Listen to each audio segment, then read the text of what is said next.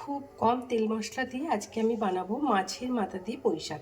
এখানে আমি এক আটি পুঁই শাক নিয়েছি। পুঁই শাকটা আমি কেটে ধুয়ে পরিষ্কার করে নিয়েছি। কড়া বসিয়ে দিয়েছি। কড়ার মধ্যে আমি প্রথমেই দিয়ে দেবো শাক। এর মধ্যে আমি এখন তেল ব্যবহার করব না। আর দিয়ে দেবো বেগুন, কুমড়ো আর আলু।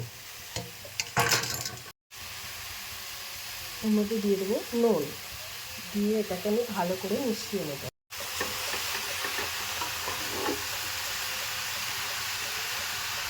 এটা আমি ভালো করে মিশিয়ে এটাকে আমি চাপা দিয়ে সিদ্ধ করে নেব।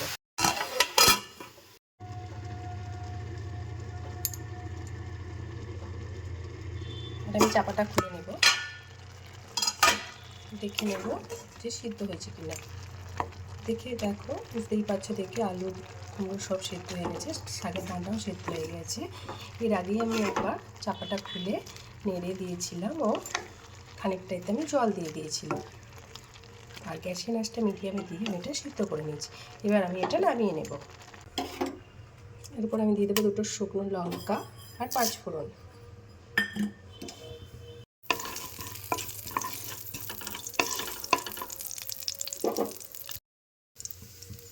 ফোড়ন থেকে একটা সুন্দর বাস বেরিয়ে গেছে। আমি এবার কুচি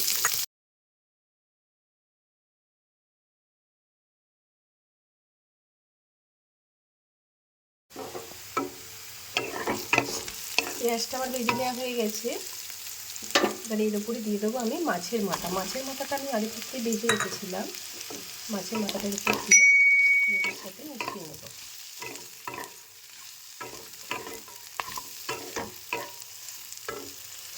আর দেবো 4টে চেরা কাঁচা লঙ্কা। মাছের মাথাটা দিয়ে পেঁয়াজের সাথে মিশিয়ে নেওয়া হয়ে গেছে। এর উপরে দিয়ে দেবো সিদ্ধ করে রাখা পুঁই শাক। এবার এর সাথে আমি এটা মিশিয়ে দেবো।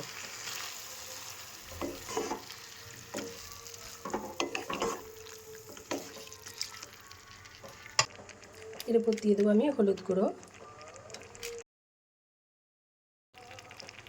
আর দিয়ে চিনি। যে যেরকম মিষ্টি খায়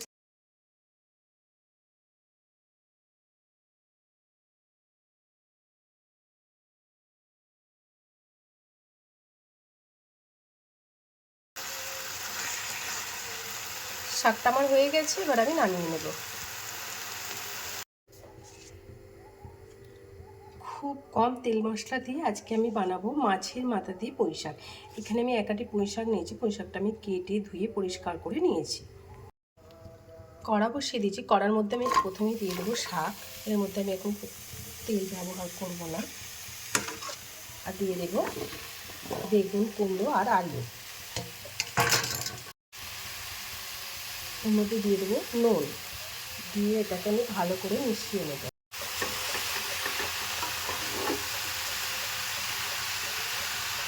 এটা আমি ভালো করে মিশিয়ে এটাকে আমি চাপা দিয়ে সিদ্ধ করে নেব।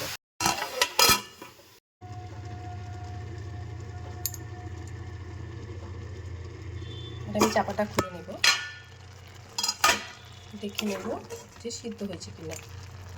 দেখে দেখো, বুঝতেই পারছো দেখে আলু কুমড়ো সব সেদ্ধ হয়ে গেছে, শাকের ডাঁটাও সেদ্ধ হয়ে গেছে।